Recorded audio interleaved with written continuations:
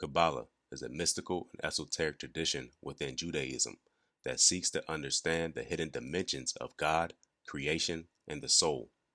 Its teachings revolve around interpreting the Torah on a deeper, symbolic level, exploring the nature of divine emanations, known as the Sephiroth, and the relationship between the infinite and the finite world. And without further ado, the second of the installment of videos within the series, Iconography, Kabbalah. Our first illustration is called the Alchemical Tree, Manuscript Illumination, Alchemical Treatises, attributed to Raymond Lowe. Spanish theologian and mystical Raymond Lowe, circa 1235 through 1315, traveled throughout Western Europe and Muslim lands, preaching and converting the heathen to Christianity. He was a progenious writer of at least 321 books, an Orientalist who introduced the study of Arabic language into European universities, an eminent early Christian Kabbalist, and reputedly an alchemist who had obtained the Philosopher's Stone. The Tree of the Soul. Illustration. The works of Jacob Behmen by William Law, 1764 through 1781. The tree, firmly rooted in the dark world, extends to the higher spheres. Passing through the world of fire, suffering, and experience, it blossoms in the sphere called the paradise world of greater consciousness, dependent from the sphere of divinity, the light of majesty. Okay, now this piece is called The Tree of the Cosmos. Illustration by Dionysius Freyer, another work of Jacob Behmen. The unity of the Godhead is depicted in the topmost sphere of Adonai, or Lord. The hexagram divides the two triangles, giving birth to the two lower spheres, labeled nature and the eternal. They unite in a central explosion labeled Shrak, or the lightning flash. The bottom sphere is the resultant solar world, in which is depicted the zodiacal band around a central sun. Now moving on to the Tree of Life with attributions. It's a computer-generated diagram designed by Hymenaeus Beta of Ordo Templi Orientis, also known as the OTO, 1992. This tree gives the traditional attributions of the Hermetic Kabbalah.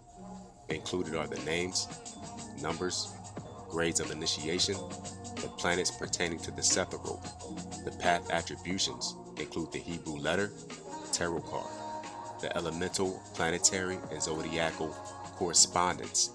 Also shown are the fivefold constitutions of the soul in the darker tone, and the tetragrammaton in the four worlds in the lighter tone. This diagram or illustration graphically illustrates the interconnectedness of esoteric disciplines to one another.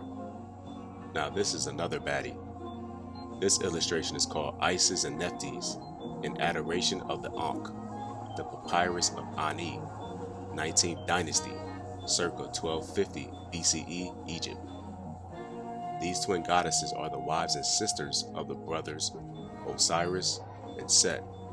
The Ani stands on the Djed pillar, a symbol of stability and duration, in the body representing the spinal column. The Ankh by shape is suggestive of the sandal strap, which implies the power to walk freely, to go. It may also be taken as an image of sexual intercourse, which implies immortality, the power of the soul, to go. This illustration is called Birth of Adonis on a ceramic bowl by Urbino, 16th century, northern Italy.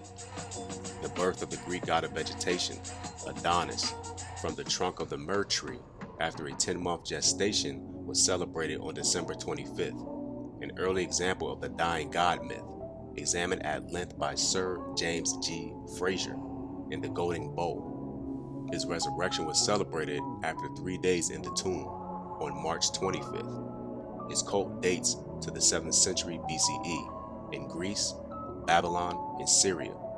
His proper name is Tammuz, meaning true sun. Adonis is an appellation meaning Lord, a title by which he was addressed.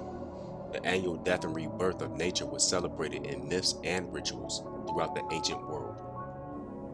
And lastly, the Tree of Life and Death, miniature by Berthol Furtmeier, Missal of the Archbishop of Salzburg, 1481. The Tree of Life is pictured with the crucified Christ, and Mary nurturing the righteous with the consecrated host. It is shown as one with the tree of knowledge of good and evil, or death, of which the serpent bade Eve to taste. This aspect of the tree provides nourishment for the wicked, plucked by the serpent and dispensed by Eve.